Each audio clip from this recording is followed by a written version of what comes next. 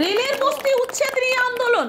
বর্ধমান শহর তৃণমূল কংগ্রেস সহ এলাকার মানুষ একত্রিত হয়ে আন্দোলনে নামেন।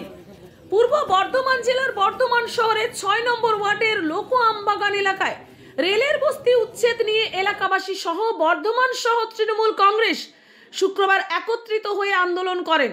রেলের যারা মাথা তারা ভাবে শুধুমাত্র তারা ছাড়া এখানে কেউ বসবাস করতে পারবে না বলে জানান বর্ধমান জেলা তৃণমূল কংগ্রেসের সাধারণ সম্পাদক শিবশঙ্কর ঘোষ। তিনি কি বললেন আমরা শুনে নেব। আজকে আমাদের মূলত যে ৬ নম্বর ওয়ার্ডে বারবার রেলের যারা মাথা এখানে তারা ভাবে তারা বাদে কেউ বসবাস করতে পারবে না, কিন্তু আমাদের ভারতবর্ষের সংবিধান আমাদের যে রাইটস দিয়েছে, জল জমি এইগুলো প্রত্যেক মানুষের বাঁচার অধিকার আছে। এরা দীর্ঘদিন এই এলাকার ৫০ বছর ৭০ বছর ধরে বসবাস করছে, তাদের পরিবাররা পরবর্তীকালে বসবাস করছে। রেলে এই ব্যবস্থা কোনোদিন ছিল না, কিন্তু হঠাৎ করে দেখছি বিজেপি ক্ষমতায় আসার পর, এর আগে মনমোহন সিংয়ের গভর্নমেন্ট ছিল, মমতা ব্যানার্জি তার শরিক ছিল, মমতা ব্যানার্জি রেলমন্ত্রী ছিল, কোনো দিন এখানে রেল ইরেকশন করেনি। বিজেপি ১৪ সালের পর থেকে যতবার ক্ষমতায় এসছে ততবারই একবার করে আমাদের রেলের এই এলাকা এবং প্রত্যেকটি রেল এলাকায় তারা দখল নিতে চাইছে।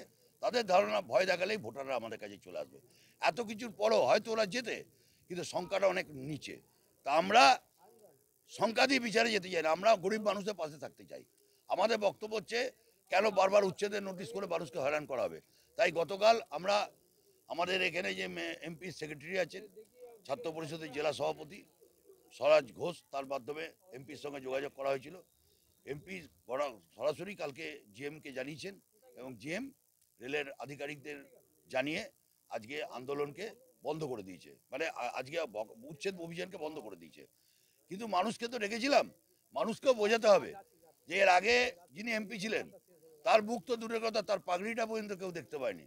এবার আমাদের এমপির মুখ না দেখে শুধু একটা টেলিফোনে রেলের আধিকারিক স্তব্ধ হয়ে গেল। অতএব তাদেরকে এটা বোঝাতে চাইছি যে যারা কাজ করে তাদের পাশে থাকতে হবে।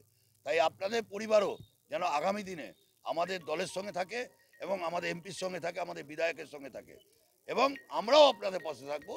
এবং রেলের যে কোনো উন্নয়নের কাজ হলে রেলের আধিকারিকদের কাছে আমাদের আবেদন, আপনারা আমাদের ডাকুন, কোথাও কোনো প্রবলেম হলে আমরা আপনাদের সঙ্গে মিটিয়ে নেবো, কিন্তু আপনারা এভাবে হয়রান করবেন না।